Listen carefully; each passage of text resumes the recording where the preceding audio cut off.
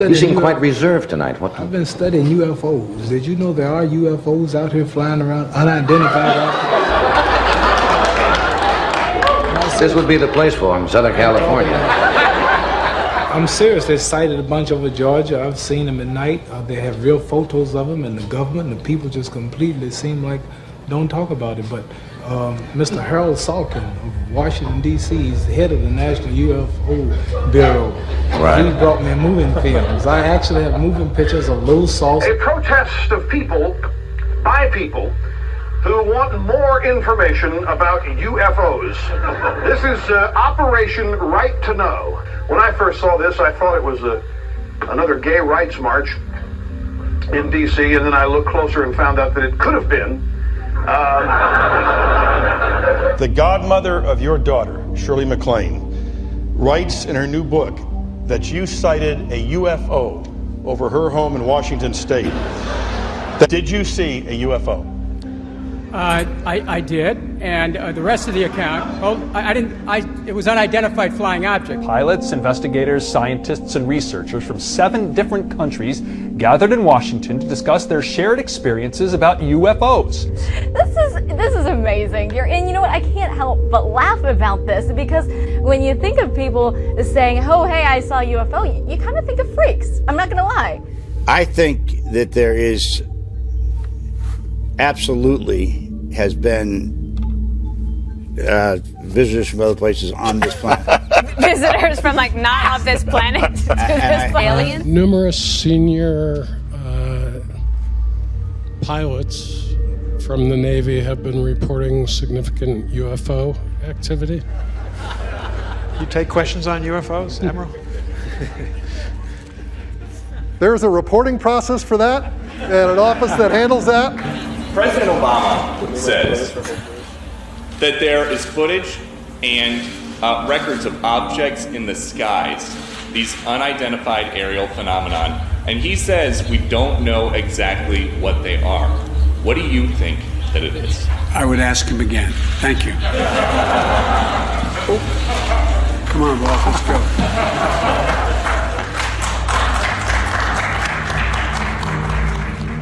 With UFOs, there exists a culture of stigma and ridicule, and many people will instinctively scoff and sneer at UFOs, despite growing interest in efforts to destigmatize the subject from major institutions like NASA, the United States Navy, and Congress. And reducing this stigma was one of the major themes of the first congressional UFO hearings held in over 50 years. We also understand that there has been a cultural stigma surrounding UAP. Our goal is to eliminate the stigma by fully incorporating our operators and mission personnel into a standardized data gathering process. The stigma associated with UAPs has gotten in the way of good intelligence analysis. Pilots avoided reporting or were laughed at when they did. So how does this happen? Why do so many people scoff or sneer when UFOs are mentioned? Why is there a stigma? It was by design. In the years following World War II, various factions within the American government initiated a cover-up, which quickly evolved into a full-blown psychological operation to demystify UFOs in the eyes of the American people. The United States Department of Defense has defined a psychological operation, or PSYOP, as an operation to convey selected information and indicators to foreign audiences to influence their emotions, motives, objective reasoning, and ultimately, the behavior of foreign governments, organizations, groups, and individuals. The purpose of psychological operations is to induce or reinforce foreign attitudes and behavior favorable to the originator's objectives. And there is documented evidence that the Air Force, the intelligence community, and the media have conspired in conducting a psychological operation against the American people to shape public opinion on UFOs. Various actions have been taken to control the UFO narrative, some to increase secrecy, some to increase ridicule, some to obfuscate, and others to deceive. Each of these different components of the anti-UFO PSYOP would have their own effect on public opinion. But they would be most effective when these differing components worked together and when they were broadcast by controlled media. And as a result, an environment was created where pilots do not report their UFO sightings, scientists and journalists do not engage with the topic, and people will laugh at the subject, even if they have done no research.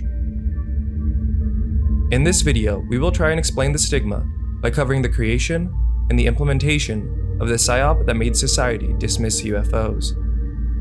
To best illustrate this, we will go back to the beginning of the flying saucer era, when the foundations of secrecy, stigma, and ridicule were laid, and study the Air Force, the intelligence community, and the media, the ways that they interacted with each other, and the ways that they conspired in shaping the public's perceptions of UFOs.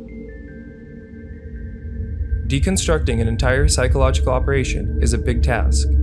We will cover many names, dates, events, and documents, and a lot of these topics will be covered in greater depth in later videos. But it is important to see all of this information together to have an encompassing view of this history. And if we want to get rid of the UFO stigma, we need to understand the mechanisms that created it.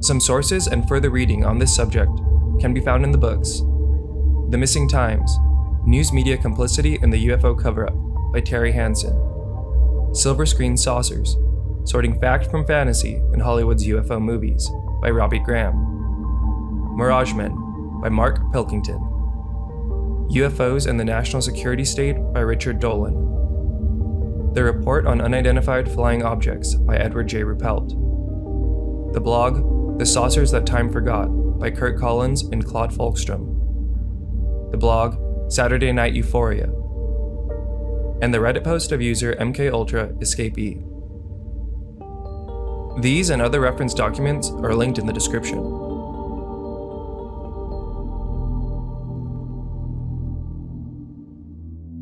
Behind the scenes, high-ranking Air Force officers are soberly concerned about UFOs. But through official secrecy and ridicule, many citizens are led to believe the unknown flying objects are nonsense. Admiral Roscoe H. Hillenkotter, the first director of the CIA. Following a wave of UFO reports in 1947, the United States Air Force officially began investigating UFOs with Project Sign. Project Sign's main goal was to determine if the flying saucer phenomena was a threat to national security. Project Sign was given a security classification of restricted, beginning the culture of secrecy with UFOs. Internally, Project Sign was full of people genuinely wanting to solve the saucer mystery. Most of the cases they investigated could be identified, but some were quite anomalous and could not be explained. One example, Holloman Air Force Base, 1948. Multiple witnesses described two glowing orbs, 35 meters in diameter, seemingly intelligently controlled. And these glowing fireballs were being seen at high-security military installations all over the country, like the White Sands Missile Range and Oak Ridge. Among the Project Sign staff, there were many factions representing many hypotheses of what the saucers were, ranging from Soviet craft and even to extraterrestrial craft. Although internally the Project Sign staff was exploring all possibilities, this was never revealed to the public, and the Air Force would try to not engage the media about their investigations. If the media persisted, it was common for the Project Sign staff to lie to the press and positively identify unknown cases as balloons, even if there was testimony from credible witnesses. From the beginning, deceit was involved, though at first only if the media persisted. Early on, civilian scientists were consulted to be scientific advisors, like Dr. Lincoln LaPace and Dr. J. Allen Hynek, both famous astronomers. J. Allen Hynek claimed that even during the Project Sign days, the Air Force expected him to debunk cases he was not certain of. But for the most part, during this time, the motto was to not engage media. Some of the science staff were leaning more and more into otherworldly explanations for flying saucers, but top Air Force brass did not like this. There was a showdown between the science staff and the Pentagon about how open to be with the public, and the Pentagon won. a sanitized version of the Project Sign report was released to the public in February of 1949. The report stated, most saucers were misidentifications and hoaxes, but it did include some open-endedness. Quote, no definitive and conclusive evidence is yet available that would prove or disprove the existence of these unidentified objects as real craft of unknown and unconventional configuration. It is unlikely that positive proof of their existence will be obtained without examination of the remains of crashed objects. This open-endedness about potential remains of crashed objects spurred on saucer articles and stories throughout the country. Top Air Force brass did not like the public conclusions of Project Sign and the subsequent media generated. Project Sign was reorganized into Project Grudge, with the hope of alleviating public anxiety over UFOs. Many of the Project Sign personnel that had supported the extraterrestrial hypothesis were transferred out or resigned, and a new batch of people would join the Air Force investigations. There was an abrupt change in policy, with a greater emphasis on silence with the media and on explaining flying saucer reports away with prosaic explanations. And with Project Grudge, we see the Air Force's first attempts at influencing public opinion beyond official press releases. What You Can Believe About Flying Saucers was the title of a series of articles in the Saturday Evening Post in April of 1949. These articles are significant because they were ghostwritten by the Air Force, but made to look as though they had not been. The ghostwritten article stated that most flying saucers were misidentifications and hoaxes. But what makes this article significant is that it included statements from General Hoyt S. Vandenberg, General Curtis E. LeMay, and Colonel Howard McCoy, all huge names in the Air Force. They had been largely silent, but this lucky reporter from the Saturday Evening Post got the first look behind the scenes. And when Vandenberg, LeMay, and McCoy finally spoke, these top Air Force brass repeated the official stance of hoaxes and misidentifications.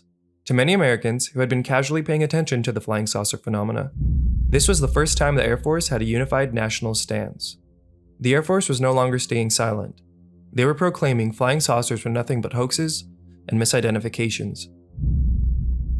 The Saturday Evening Post articles are also important because they contain language like the Great Flying Saucer Scare, rich, full-blown screwiness, and fearsome freaks, meant to stigmatize UFOs and those that report them.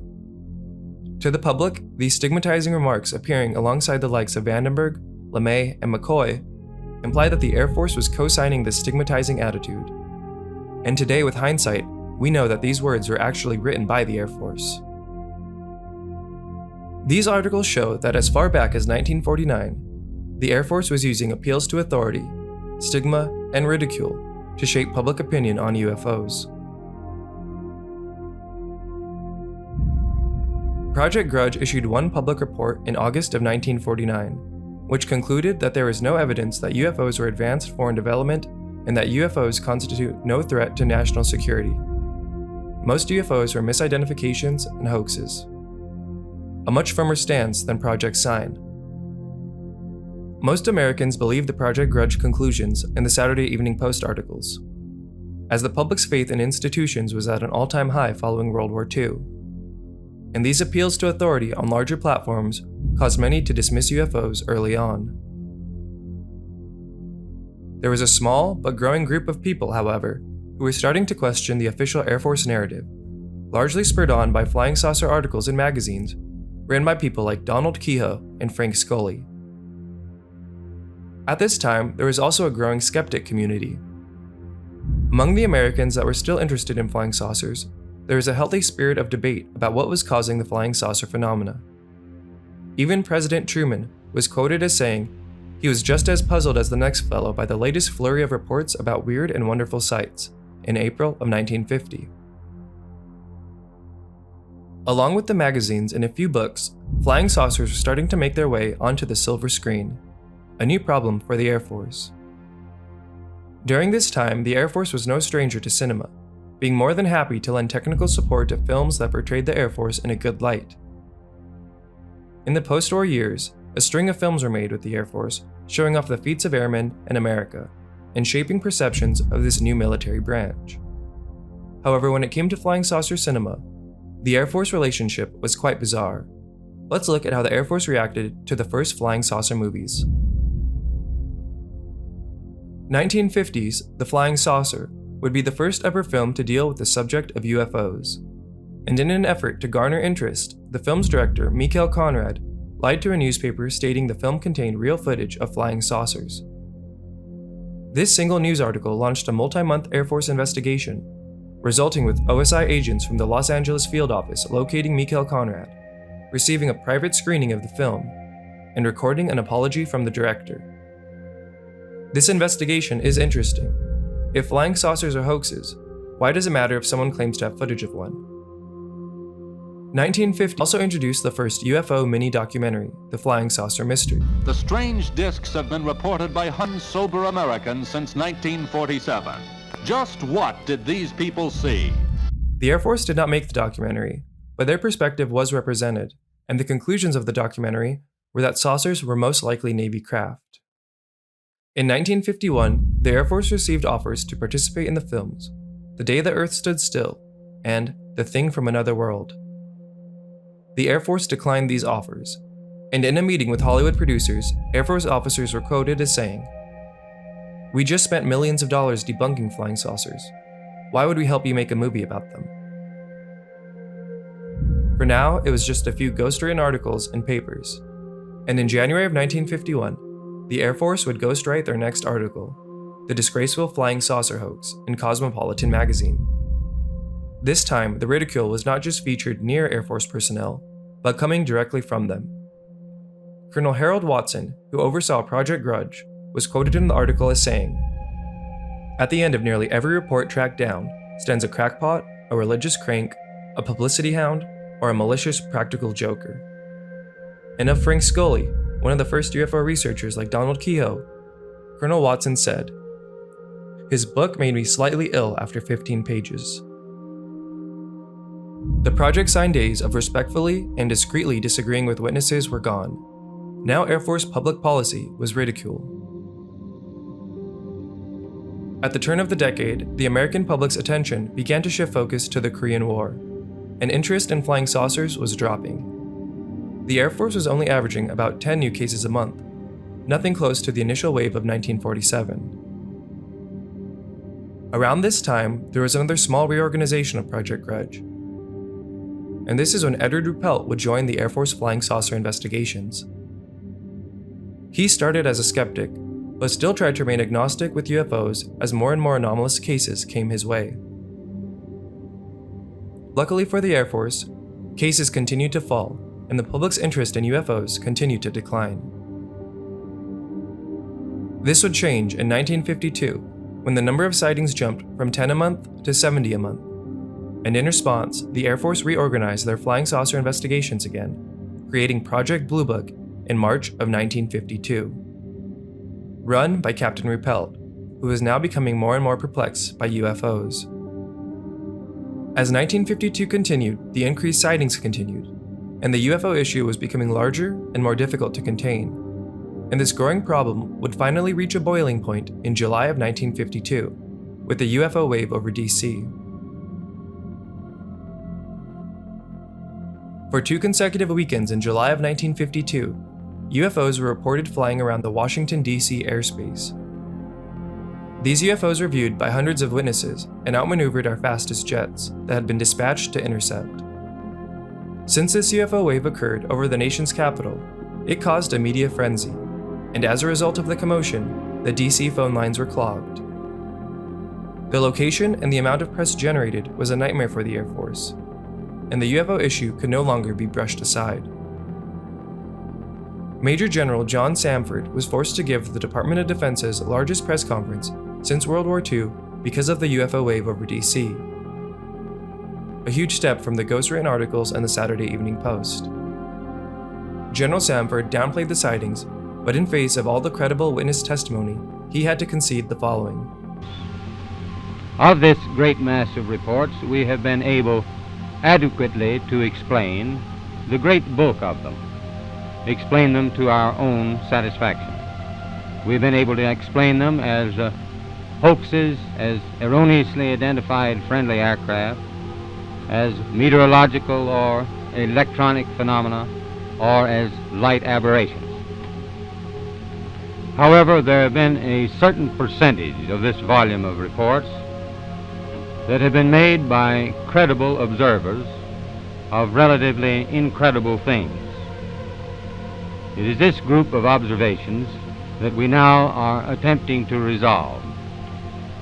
Our basic difficulty in dealing with these is that there is no measurement of them that makes it possible for us to put them in any pattern that would be profitable for a deliberate, custom sort of analysis to take the next step.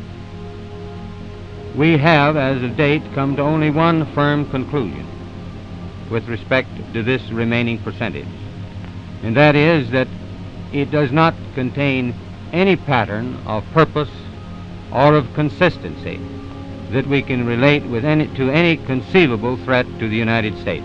The Air Force would explain these sightings as temperature inversions causing blips on radar, despite the testimonies from the dispatch pilots and radar operators from two separate DC airports. The public's faith in institutions was still high, and the temperature inversion explanation was widely accepted. But this UFO issue still needed to be seriously addressed. Behind the scenes, President Truman was demanding action, and memorandums began circulating in the CIA about the flying saucer issue.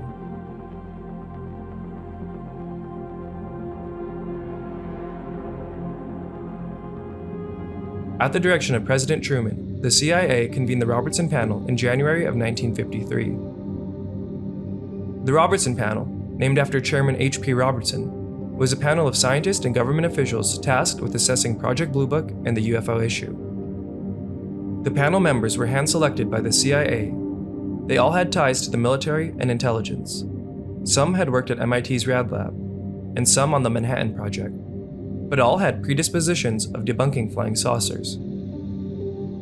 To Edward Ruppel and the Project Blue Book staff, the Robertson Panel was seen with uncertainty, but they hoped that the results of the panel would be a serious addressal of the UFO issue for the American people and the world. Their hope would be misplaced, however. Dr. Thornton Page was a member of the Robertson Panel, and he would remain a lifelong debunker. Later in life, he would say, quote, H.P. Robertson told us in the first private, no outsiders session that our job was to reduce public concern and show that UFO reports could be explained by conventional reasoning. It didn't matter what Edward Ruppel and Project Blue Book would present. The Robertson Panel's conclusions were already made in advance. Nevertheless, Edward Ruppel and members of Project Blue Book presented their UFO findings to the Robertson Panel. Over the course of 4 days, the Blue Book staff showed their best cases, but the panel members would quickly debunk them without much thought. Dr. J. Allen Hynek, who is now the lead scientific advisor for Project Blue Book, was present at the Robertson Panel meetings. Here he is discussing how the panel reviewed the Blue Book cases. There were two films that were of particular interest to the panel at that time. One was a film taken by a Navy officer while on vacation in Utah, near Tremonton, Utah, and the other was a film taken in Great Falls, Montana by the owner of the local baseball team. The Utah film had already been subjected to some 1,000 or so man-hours of analysis by the Navy's Photographic Interpretation Laboratory.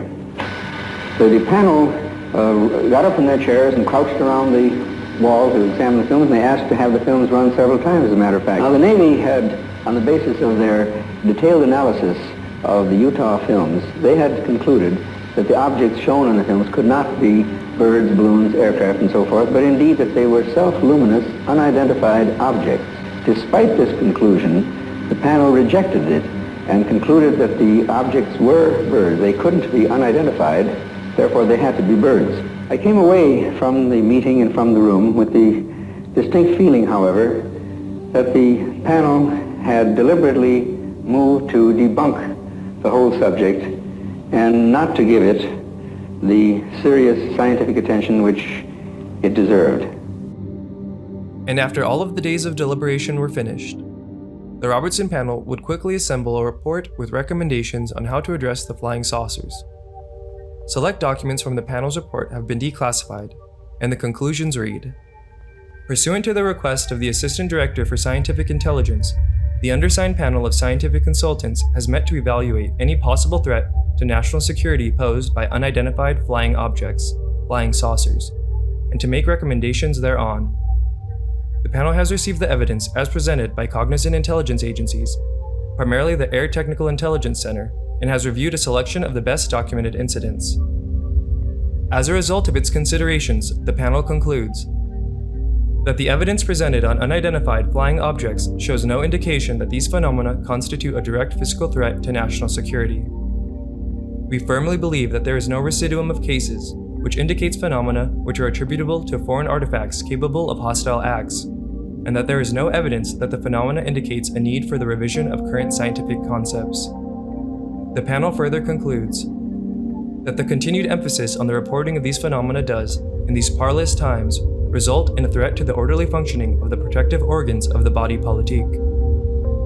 We cite as examples the clogging of channels of communication by irrelevant reports, the danger of being led by continued false alarms to ignore real indications of hostile action, and the cultivation of a morbid national psychology in which skillful hostile propaganda could induce hysterical behavior and harmful distrust of duty-constituted authority.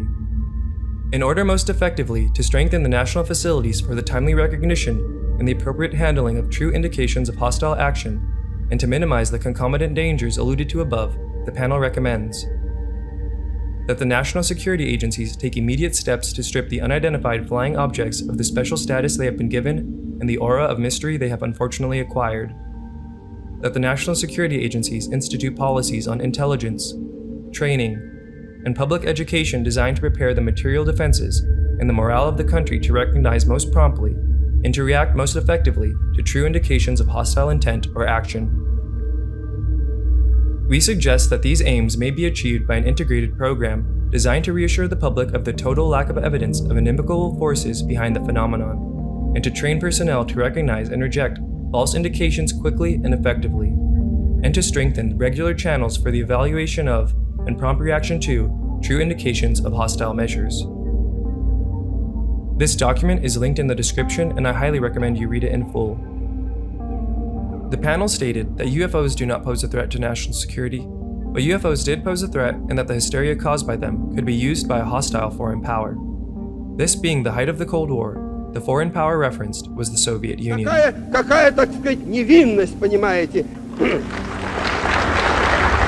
The Robertson panel is a very important moment in UFO history for us to understand. By connecting the UFO issue to something that the Soviet Union could weaponize, the CIA was now making the public's interest in UFOs a matter of national security in the ever-salient Cold War. The crusade for freedom is your chance and mine to fight communism. Join now by sending your contributions to General Clay. Have you ever been a member of the Communist Party? Are you a member of the Communist Party? Are you a member of the Communist Party? To understand communism, its basic godless philosophy, its goal of world conquest, its insidious tactics, and its cunning strategy. American Cold War propaganda was quite extensive, and the remnants of that intense messaging can still be felt today. And the American aversion to UFOs was cultivated by similar means. Although the Air Force was already in the business of secrecy and ridicule, the CIA had the expertise and ability to take that secrecy and ridicule far beyond a couple of magazine articles. During this time, the CIA was already in the business of influencing public opinion through psychological warfare and the media. The media and the intelligence agencies had developed a strong relationship in the post-war years, when the unified anti-Soviet vision of the Cold War motivated cooperation. There was a revolving door between the intelligence agencies and media corporations, and by the CIA's own admission, at least 25 organizations and 400 journalists were CIA assets during this time. The CIA had a healthy working relationship with many media outlets in the US, like the Associated Press, Time, and Newsweek. But the CIA's favorite media outlets were by far the New York Times and CBS. We can see this CIA media relationship later exposed at the 1975 Church Committee hearings. Do you have any people being paid by the CIA who are contributing to a major circulation American journal? We do have people who submit pieces two American journals. Do you have any people paid by the CIA who are working for television networks? This, I think, gets into the kind of getting into the details, Mr. Chairman, that I'd like to get into in executive session. Have any people being paid by the CIA who are contributing to the national news services, AP and UPI? Well, again, I think we're getting into the kind of detail, Mr. Chairman, that I'd prefer to handle in executive session.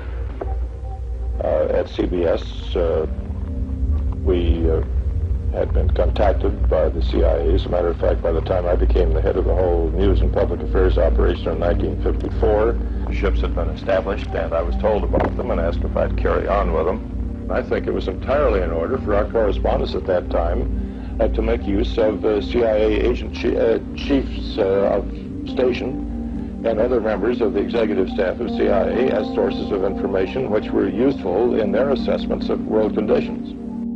A non-UFO example from this time, showing the CIA's proficiency at shaping public opinion through psychological warfare and media manipulation, can be found in Guatemala in 1954.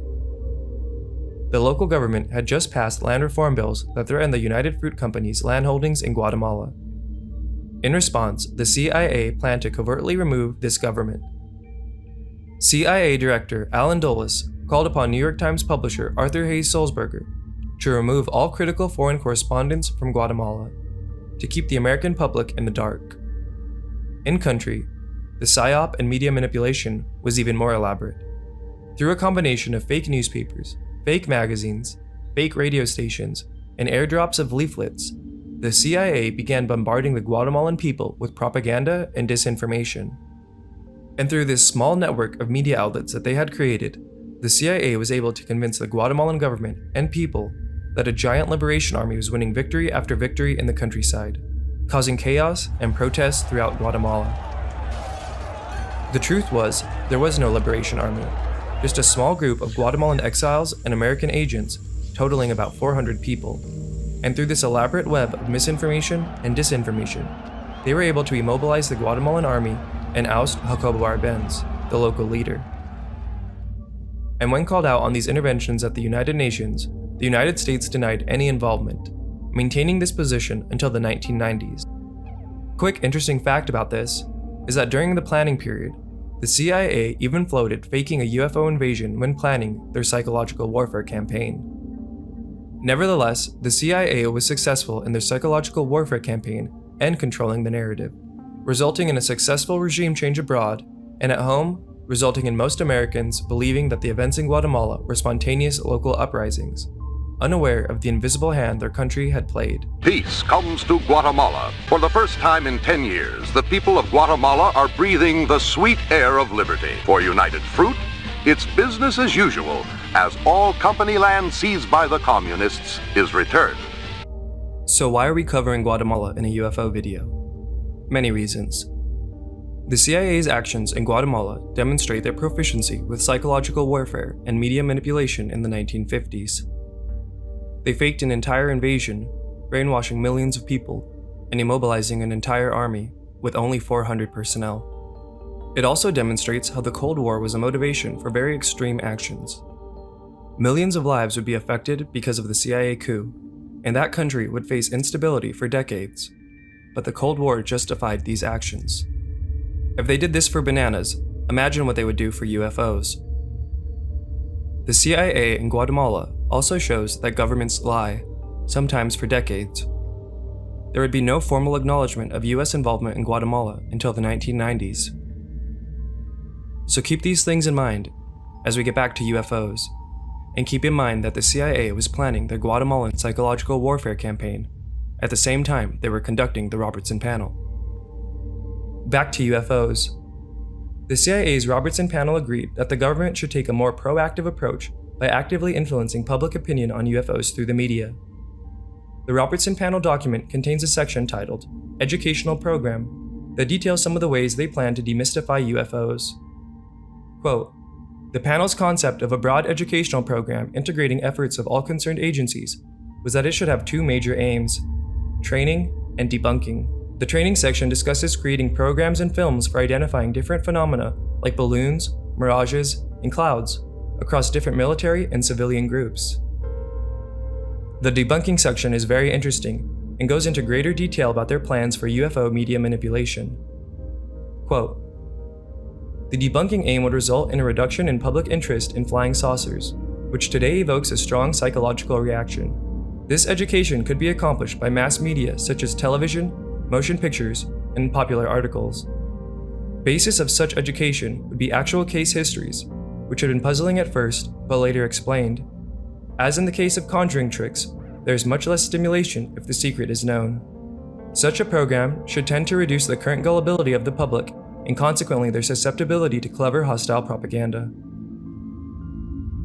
Panel members stated that many PhD-level psychologists should be contracted to best develop the educational program with the intended goals. And members of the panel suggested that the Jam Handy Company and Walt Disney Inc. could be used for films and cartoons dispelling UFOs, as both of these companies had worked with the government making World War II propaganda. The panel's report also outlines that civilian UFO groups should be closely monitored. Quote, "Unofficial investigating groups. The panel took cognizance of the existence of such groups as the Civilian Flying Saucer Investigators, Los Angeles, and the Aerial Phenomena Research Organization, Wisconsin. It was believed that such organizations should be watched because of their potentially great influence on mass thinking if widespread sightings should occur.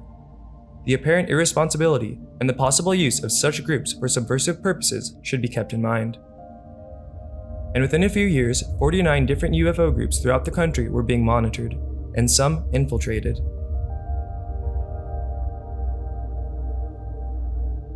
Even though the Air Force had a record of secrecy and ridicule regarding UFOs, producing a few debunking articles, the CIA was now establishing that a much more proactive approach was needed in changing public opinion against UFOs. It was now a matter of national security. Because of the CIA's Robertson panel, Project Blue Book became more of a debunking public relations firm than an actual investigation group, and the main goal was to reduce the public's interest in UFOs at all cost. Albert M. Chopp, the head of the Blue Book press desk during this time, would say of the Robertson panel, "They, the CIA, killed the whole program. We've been ordered to work up a national debunking campaign, planting articles in magazines and arranging broadcasts to make UFO reports sound like poppycock."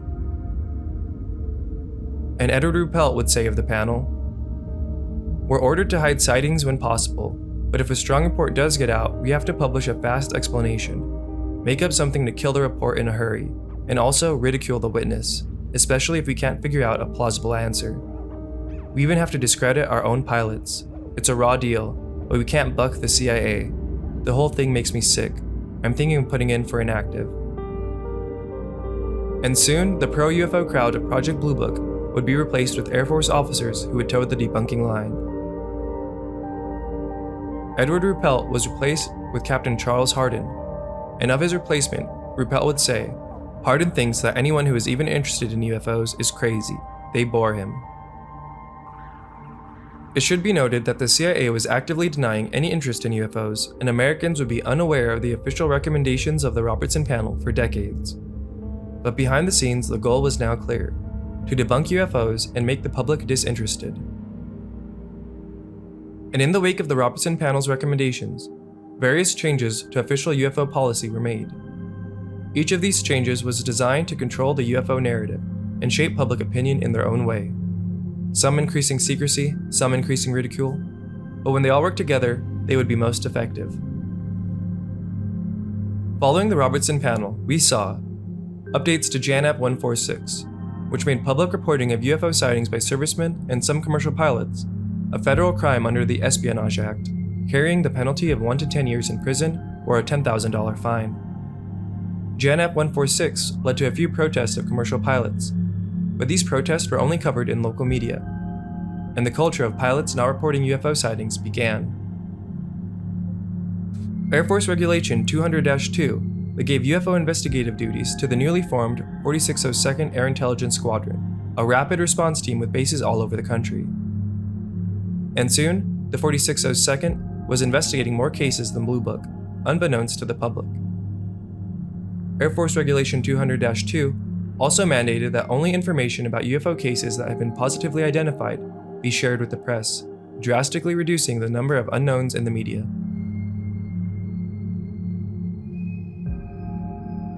To help keep the number of unknowns low, trusted scientists would be given bigger platforms than ever before to reinforce the debunking line. Dr. J. Allen Hynek, the chief scientific advisor for Project Blue Book, who was also present at the Robertson panel, would later discuss how he was instructed to lie to the press following the panel's conclusions. A very prestigious panel. I was one of the lower ranking ones. They had Nobel Prize winners and whatnot on it. But at any rate, they handed down the dictum, which then became sort of the unwritten law of the Air Force. Don't rock the boat. Play it down. Cool it. Don't get the public excited. What is your answer to people who are sure there are spaceships and they say that you and the Air Force are in cahoots? Well, first of all, this business about being in cahoots is just simply a downright falsehood. And I know, having been in Blue Book for nearly 20 years, that whenever an interesting case came up, the very last thing in the world they would do is to notify the media. And when the media themselves found out something, the Air Force did its best to play it down. It's called it a balloon, called it a star, called it Balloons, meteors, satellites, aircraft seen with the sun glinting off of them, and the birds. Another prominent debunker for the Air Force was Dr. Donald Menzel, a distinguished Harvard University professor and the director of the Harvard Observatory, who had ties with naval intelligence. First of all, the objects are not unidentified. We know what they are. Second, in most cases, they're not flying. And finally, in many cases, they are not even material objects. Unlike Hynek, Menzel would maintain UFOs were nonsense until his death. An interesting fact about Menzel is that he had his own UFO sighting in 1949, while working as a military contractor at Holloman Air Force Base. Menzel's sighting had multiple witnesses and resulted in an official Air Force investigation. In his initial report, Menzel described orbs glowing white and green that vanished, and he described them as exceptional phenomena. Menzel would later go on to write multiple debunking books, becoming the first face of UFO skepticism.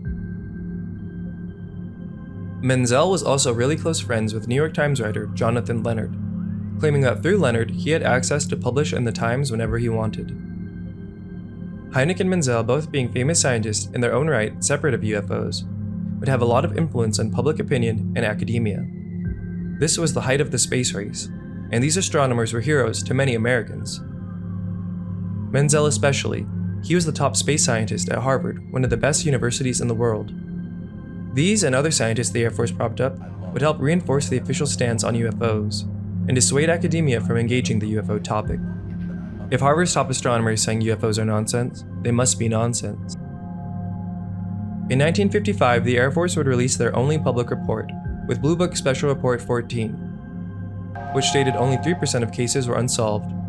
These numbers are highly disputed today, but at the time, this low number was widely reported. Also in the press release for Special Report 14, half of the page is spent announcing that the Air Force was developing the experimental vehicle, the Avro-Car. This military project originated in Canada, but was now being worked on in the US. The press release emphasized that the Avro-Car looks like a flying saucer, and even warned that the Avro-Car would probably be responsible for a lot of saucer sightings in the future. The problem is that the Avro-Car hovered at about 3 feet and had a maximum speed of 35 miles per hour. This was intentional deception by the Air Force, who knew that the Avro-Car could not fly like the alleged saucers do. Despite these limited capabilities, the Avro-Car started to be used to explain multiple flying saucer reports, and even today you see the Avro-Car used to explain the 50s saucer craze. We will now look at the Air Force policy on hoaxes.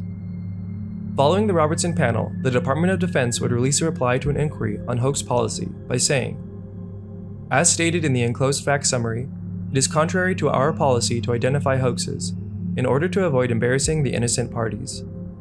A big change from the days of launching investigations for unknown movie directors claiming to have footage of flying saucers. Researcher Kurt Collins highlights that during this time not a single person was charged or punished for hoaxing a UFO. This would create an environment where hoaxers had free rein, while military and commercial pilots' UFO encounters were muzzled. And soon, the average American would no longer hear about truly anomalous cases from credible witnesses in the papers, only hoaxers and cases easily explained away by trusted scientists. Another big shaper of public opinion at this time was when President Eisenhower came out in support of the Air Force's conclusions in 1954. President Eisenhower was extremely popular, as he was responsible for the invasion of Normandy and seen as a national hero to all Americans. His downplaying of UFOs and affirmation of the Air Force's conclusions would be the ultimate appeal to military authority and have a large impact on the American population. We will now look at two things that have circumstantial evidence of being part of the anti-UFO psyop. There is circumstantial evidence that after the Robertson panel, elements of the intelligence community began obfuscating flying saucers even further by being the driving force behind the rise of George Adamski and the contactee movement, and the creation of the tabloid paper, the National Enquirer. George Adamski was one of the first contactees of the 1950s. He claimed to be in contact with peaceful Nordic Venusians. To whom you ask? I have, more or less on gestures and mental telepathy as it is known thought transfer. And claimed to have genuine footage of UFOs that many investigators later deemed fake. The contactees of the 1950s would become some of the first religious UFO movements of the flying saucer era, and Adamski and others like him would gain thousands of followers during the 1950s. The claims of researchers like Philip Collins are that Adamski was not a CIA agent, but that he was promoted to obfuscate flying saucers and researchers to the American people. To the casual news consumer, Donald Kehoe would now be conflated with George Adamski. Coincidentally, Adamski's first book was released in 1953, the same year as the Robertson panel, and that year he saw a surge in press coverage. Despite the message of his space brothers being eerily similar to communism, Adamski was given free rein to travel the country and spread his message as he wished, a true anomaly in McCarthy-era America. Have you ever been a member of the Communist Party? Are you a member of the Communist Party? Are you a member of the Communist Party? Lastly, there is circumstantial evidence that the intelligence community and the mafia are behind the rise of the National Enquirer, the nation's most popular tabloid. The allegation is that the mafia and the CIA controlled the National Enquirer as a way to obfuscate media related to UFOs and other matters of interest. These claims are rooted in the Enquirer's founder, Generoso Pope Jr. His father, Generoso Pope Sr., was an Italian immigrant that would eventually purchase Il Progresso, the largest Italian-American newspaper in the country. Controlling Il Progresso gave the Pope family a lot of political power, and soon relationships were established with both the Italian-American mafia and with Benito Mussolini, whom the popes had admired early on. The Pope family's influence was so significant that President Roosevelt personally asked Generoso Pope Sr. to help get Italian Americans to support America's entering of World War II, and in doing so, the popes established relationships with Washington. And after the war, Generoso Pope Sr. helped the CIA defeat communist in a post-war Italy. Many poor, hungry Italians were looking to communism as a way to rebuild Italy after the war. And at the request of the CIA, Generoso Pope Sr. would use Il Progresso to launch letter-writing campaigns. Millions of Italian Americans would write letters to their relatives in Italy promoting democracy and trash-talking communism. Now to the son, Generoso Pope Jr. He grew up in this world, and his father instilled in him an understanding and appreciation of the power that came with owning Il Progresso. After graduating from MIT, Generoso Pope Jr. would briefly run Il Progresso before going to work for the CIA's Psychological Warfare Unit in 1950. President Truman personally wrote Generoso Pope Jr.'s recommendation letter for the CIA. Generoso Pope Jr. spent 2 years with the CIA's Psychological Warfare Unit, and immediately after leaving, he would buy the newspaper The New York Enquirer in 1952, the same year as the increased surge in UFO reports. And soon he changed the name from the New York Enquirer to the National Enquirer, and turned it into a tabloid running scandalous stories about Hollywood and celebrities. The Enquirer cost $75,000, and some of this money to purchase the Enquirer came from infamous mobster Frank Costello, with the agreement not to cover the mafia, and it is alleged that the remaining funds came from the CIA. There is documented evidence that the CIA has created tabloids similar to the National Enquirer in foreign countries to obfuscate truth and spread disinformation, with Pope Jr. making the National Enquirer directly after leaving the CIA's Psychological Warfare Unit, and the fact Pope Jr. maintained a close relationship with Washington for decades despite running a tabloid. It is not a stretch to say that the CIA would be involved with the National Enquirer. Now let's bring it back to UFOs. Generoso Pope Jr. bought the paper after leaving the CIA in 1952, the same year as the increased UFO wave and DC flap. And according to researcher Terry Hansen, in 1953, the same year as the Robertson panel, the National Enquirer began covering UFO stories. By the end of 1953, the National Enquirer was the publication covering the most UFO stories of any media outlet in the US. Tame saucer stories would appear right next to scandalous alien sex stories. Many fake quotes and sensational stories that still circulate today in UFO lore were first sourced in the National Enquirer. And perhaps most scandalous of all, the National Enquirer would sometimes be the first American paper to publish some of ufology's favorite cases, like Dr. Bob Jacobs' UFO event at Vandenberg Air Force Base, where allegedly a UFO disabled a dummy warhead. Toward the end of the flight, I was looking at Major Man saying, "Pretty good stuff, huh, sir?" And suddenly he said, "Just watch this." And as I watched, the warhead, the dummy warhead, the chaff that was put out in front of it as a decoy to deflect the Russian anti-missile tracking radar, everything was flying along, and suddenly, in the same direction this stuff was flying at about 8,000 miles an hour, an object came into the frame, shot a beam of light at the warhead, flew up to the top, shot another beam of light at the warhead, flew around the direction it was flying, shot another beam of light at the warhead, flew down, shot another beam of light at the warhead, and flew out the same way it came in. This was first reported in the National Enquirer.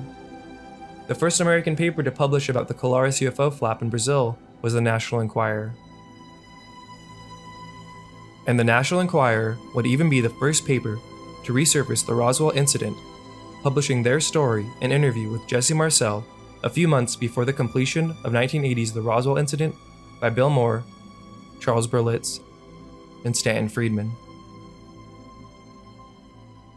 Generoso Pope Jr. would take the Enquirer circulation from 20,000 units to about 750,000 units in a few short years, and the National Enquirer would become the first ever tabloid to be carried in every grocery store in America. Everyone has to shop for groceries. For millions of Americans that weren't actively seeking out UFO books and information, their main exposure to UFOs would be seeing the outlandish covers as they waited to pay for their groceries. Whether intentional or not, the National Enquirer began tainting the concept of UFOs for Americans in 1953. So let's review what we have covered. The ways the public's perceptions of UFOs have been intentionally shaped.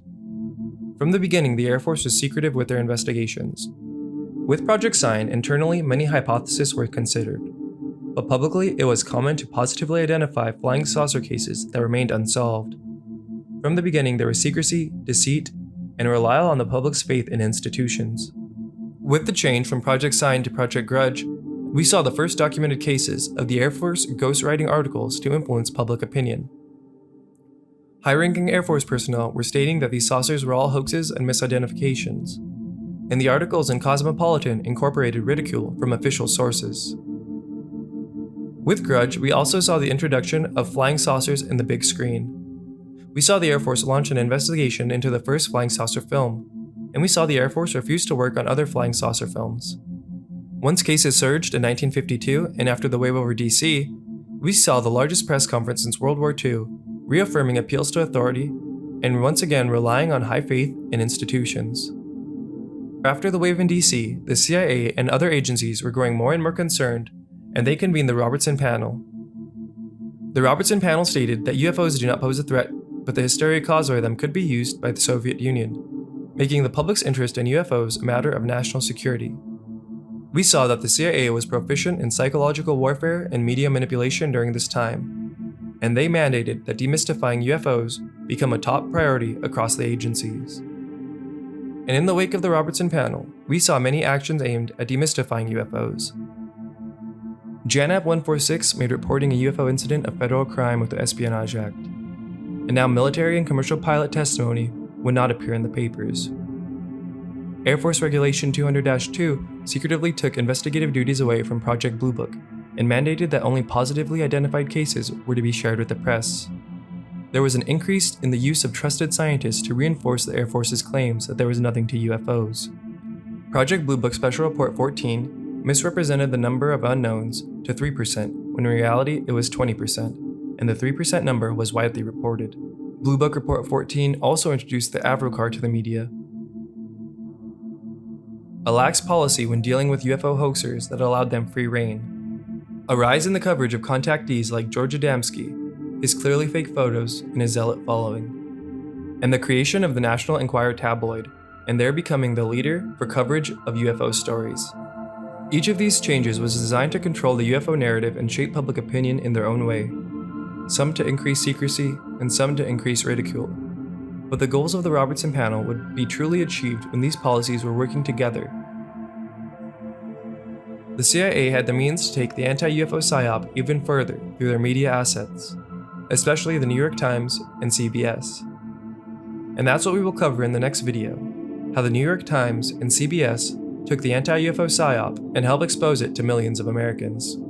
Do you have any people paid by the CIA who are working for television networks? This, I think, gets into the kind of getting into the details, Mr. Chairman, that I'd like to get into in executive session.